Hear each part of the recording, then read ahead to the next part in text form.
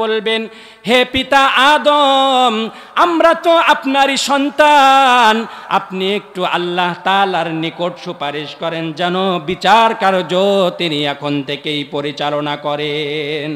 হযরত আদম আলাইহিস সালাতু ওয়াস সালাম বলবেন, না না, আমার পক্ষে সম্ভব নয়, কারণ আল্লাহ রাব্বুল আলামিন কাহার নাম ধারণ করেছে, আমি আল্লাহ তাআলার হুকুম যথাযথভাবে আমল করতে পারি নাই, দুনিয়ায় আমি জান্নাতে থেকে একটা ভুল করে ফেলেছিলাম, সুতরাং আমি যাইতে পারবো না, তোমরা নূহের কাছে যাও।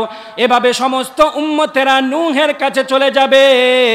এরপরে নূহ আলাইহিস সালাতু ওয়াস সালাম তিনিও বলবেন, আমি তো পারবো না, তোমরা পর্যায়ক্রমে ইব্রাহিমের কাছে চলে যাও। ইব্রাহিম আলাইহিস সালাতু ওয়াস সালাম বলবে, না আমি পারবো না, তোমরা মূসার কাছে চলে যাও। মূসা আলাইহিস সালাতু ওয়াস সালাম বলবেন, আমি তো পারবো না, আমি একজনকে থাপ্পড় দিয়ে চর দিয়ে আমি একজনকে মৃত্যু দিয়েছিলাম, আমি পারবো না। আল্লাহ তাআলা যদি আজকে আমাকে বলে তুমি মারলে কেন, কি জবাব দেব? কোনো জবাব থাকবে না। হযরত মূসা আলাইহিস সালাতু ওয়াস সালাম বলবে, ঈসার কাছে চলে যাও, তিনি তো রূহুল্লাহ। হযরত ঈসা আলাইহিস সালাতু ওয়াস সালামের কাছে সমস্ত উম্মতেরা আসবে। হযরত ঈসা আলাইহিস সালাতু ওয়াস সালাম বলবে, আমি তো আরো পারবো না, কারণ আমার উম্মতেরা আমাকে আল্লাহর পুত্র সাব্যস্ত করেছে। সকলেই বলে নাউযুবিল্লাহ। খ্রিস্টানেরা আল্লাহ তাআলার ছেলে হিসাবে হযরত ঈসা আলাইহিস সালাতু ওয়াস সালামকে দাঁড় করেন। আল্লাহ রব্বুল আলামিন হযরত ঈসা আলাইহিস সালাতু ওয়াস সালামকে বান্দা হিসেবে দুনিয়ায় পাঠিয়েছেন, সন্তান হিসেবে নয়। হযরত ঈসা আলাইহিস সালাতু ওয়াস সালাম বলবে, না আমি পারবো না, তোমরা চলে যাও মুহাম্মাদুর রাসূলুল্লাহ সাল্লাল্লাহু আলাইহি ওয়াসাল্লামের কাছে, কারণ আল্লাহ রব্বুল আলামিনের প্রিয় একজন হাবিব। আল্লাহ তাআলার কাছে সমস্ত আল্লাহ রব্বুল আলামিনের সমস্ত বান্দারা সেদিন হযরতে মুহাম্মাদুর রাসূলুল্লাহ সাল্লাল্লাহু আলাইহি ওয়াসাল্লামের কাছে যাবেন সুপারিশ করার জন্য। হযরতে মুহাম্মাদুর রাসূলুল্লাহ সাল্লাল্লাহু আলাইহি ওয়াসাল্লামের কাছে যখন যাবেন, আল্লাহর রাসূল আল্লাহ তাআলার নিকট সুপারিশ করবেন। আমি আপনাদেরকে যেটা বোঝাচ্ছি, আল্লাহ রাব্বুল আলামিন কাল কিয়ামতের ময়দানে কাহার নাম ধারণ করার কারণে কেউ সাহস পাবে না, সাধারণ উম্মতেরা সাহস পাবে না, নবীরাও সাহস পাবে না। আমি আপনাদেরকে বোঝাচ্ছি, গুনাহের সময় গফফার নাম মনের মধ্যে ধারণ না করে যদি আপনি আমি কাহার নামটা মনের মধ্যে নিয়ে আসি, তাহলে আপনার আমার দ্বারা গুনাহ করা সম্ভব হবে না, ঠিক কিনা? ভাইরা আমার, বন্ধুরা আমার, সমস্ত মানুষেরা গুনাহ করবে। আল্লাহ রাব্বুল আলামিন মানুষের স্বভাবজাত প্রকৃতি হলো মানুষ গুনাহ করবে, মানুষ গুনাহের প্রতি আগ্রহী। গুনাহের কাজগুলো মানুষের করতে অনেক মজা লাগে কি লাগে না? কি কথা বলেন, মজা লাগে? আপনাদের মনে হয় মজা লাগে না? লাগে মজা। মানুষের গুনাহের কাজগুলো করতে খুবই মজা লাগে, কারণ আল্লাহ রাব্বুল আলামিন মানুষকে দুইটা গুণ দিয়ে দিয়েছেন। আল্লাহ রাব্বুল আলামিন মানুষকে গুনাহ করার মতো শক্তি দিয়ে দিয়েছেন এবং নেকের কাজ করারও সক্ষমতা দিয়েছেন, ঠিক কিনা? কি কথা বলেন, ঠিক কিনা? আল্লাহ রাব্বুল আলামিন পবিত্র কোরআনে বলেন, ফাআলহামাহা ফুজুরাহা ওয়া তাকওয়াহা, আমি আল্লাহ রাব্বুল আলামিন মানুষকে গুনাহ করার মতো শক্তি দিয়েছি, মানুষকে গুনাহ করার মতো ক্ষমতা প্রদান করেছি এবং নেকের কাজ করার মতো সক্ষমতা দিয়েছি। মানুষ ইচ্ছা করলেই গুনাহও করতে পারবে, নেকও করতে পারবে। মানুষেরা গুনাহ করবে, এটা হচ্ছে মানুষের একটা স্বভাবজাত প্রকৃতি। এজন্য আল্লাহ রাব্বুল আলামিন বলেন, মানুষেরা, সমস্ত মানুষেরা গুনাহগার। আল্লাহর রাসূল সাল্লাল্লাহু আলাইহি ওয়াসাল্লাম বলেন, কুল্লু বানি আদম খাত্তাউন ওয়া খায়রুল খাত্তাইনা আত-তাওয়াবুন। প্রত্যেক মানুষই গুনাহগার, প্রত্যেক বনি আদম গুনাহগার। আপনি আমি এখানে যারা উপস্থিত হয়েছি, আজকের এই মাহফিলে যারা উপস্থিত হয়েছি, আল্লাহ রসুল সাল্লাল্লাহু আলাইহি ওয়াসাল্লাম বলেন প্রত্যেক মানুষে গুনাহগার, আপনি আমি সবাই গুনাহগার। তবে উত্তম গুনাহগার ওই ব্যক্তি যে ব্যক্তি গুনাহ করার পরে আল্লাহ তাআলার নিকট তাওবা করে।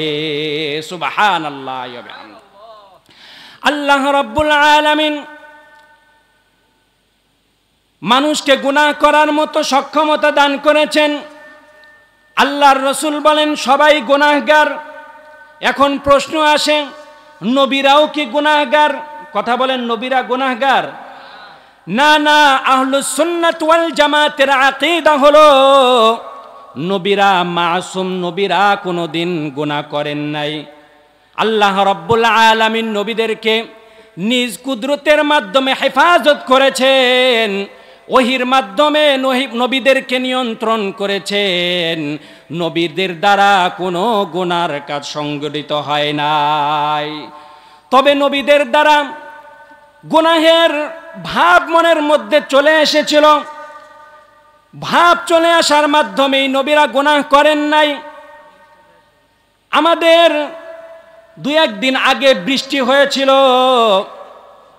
যখন মুখা এই বাংলাদেশে আক্রমণ করবে তার আগে মেঘ ভার হয়ে গিয়েছে, আকাশ মেঘাচ্ছন্ন হয়েছে, কিন্তু সেদিন আমাদের এই এলাকায় কি বৃষ্টি হয়েছে? কথা বলেন।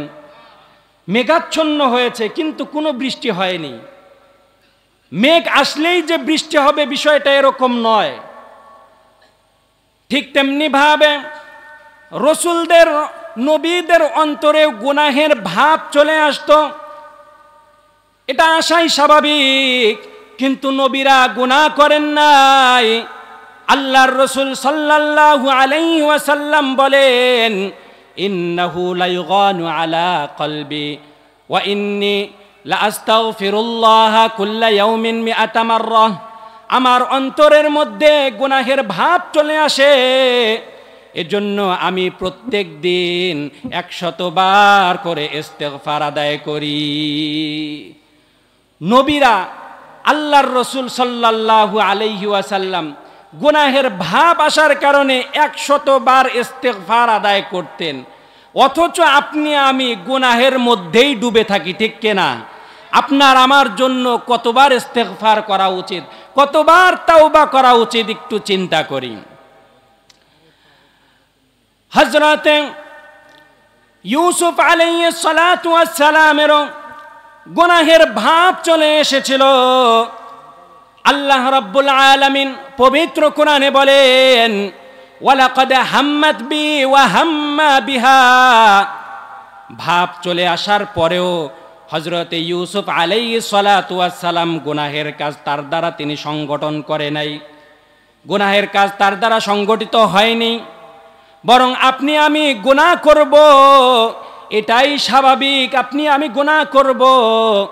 আল্লাহর রসুল সাল্লাল্লাহু আলাইহি ওয়াসাল্লাম বলেন, যদি মানুষেরা গুনাহ না করত তাহলে আল্লাহ রাব্বুল আলামিন এই জাতিকে সরে ফেলে অন্য একটা জাতি এই পৃথিবীতে এনে দিতেন, যেই জাতি গুনাহ করবে, গুনাহ করার পরেও তাওবা করবে। সুবহানাল্লাহ। এজন্য আপনি আমি গুনাহ করব, গুনাহ করাটা স্বাভাবিক, গুনাহ হবেই, গুনাহ আপনি আমি করব। যদি গুনাহ না করি, গুনাহ যদি না হয়ে যায়, তাহলে আল্লাহ রাব্বুল আলামিন তার সাত্তার নাম, তার গফফার নামের প্রকাশ কিভাবে করবেন? আপনার আমার দ্বারা গুনাহ হয়ে যাবে, ইচ্ছাকৃতভাবে গুনাহ করা যাবে না, তবে গুনাহ হয়ে যাবে। মানুষ তো আমরা, যদি গুনাহ না হয় তাহলে আল্লাহ রাব্বুল আলামিন কিভাবে তার গফফার নাম, তার রহমান রহিম নামের প্রকাশ ঘটাবেন? এজন্য আপনার আমার দ্বারা গুনাহ হবে, এবং আল্লাহ রাব্বুল আলামিন তার গফফার নামের তিনি প্রকাশ ঘটিয়ে দিবেন। সুবহানাল্লাহ। গুনাহ হচ্ছে একটা নাপাক জিনিস, অপবিত্র জিনিস। আর জান্নাত হলো আল্লাহ তাআলার পবিত্র জায়গা। এই গুনাহ অপবিত্র জিনিসটা নিয়ে বান্দা জান্নাতের মধ্যে যাইতে পারবে না। এই গুনাহকে জান্নাতে যাওয়ার আগে পবিত্র করতে হবে। গুনাহ থেকে আল্লাহ তাআলার বান্দাকে পবিত্র হতে হবে। আর গুনাহ থেকে পবিত্র হওয়ার সব থেকে বড় মাধ্যম হলো তাওবা। সব থেকে বড় মাধ্যম কি? কি কথা বলেন? সব থেকে বড় মাধ্যম কি? সব থেকে বড় হাতিয়ার হলো গুনাহ থেকে মাপ পাওয়ার জন্য তাওবা। তাওবাটাও আবার করতে হবে, তাওবাতুন নাসুহা। যেন তেন তাওবা করলে হবে না।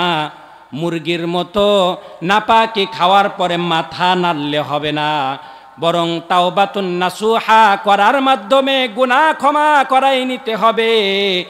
আর যদি গুনাহ ক্ষমা করাই নিতে না পারি তাহলে আল্লাহর জান্নাতে প্রবেশ করা যাবে না, ঠিক কিনা? আল্লাহ রাব্বুল আলামিন পবিত্র কোরআনে বলেন, ইয়া আইয়ুহাল্লাযীনা আমানু তুবু ইলাল্লাহি তাওবাতান নাসুহা। আল্লাহ রাব্বুল আলামিন বলেন,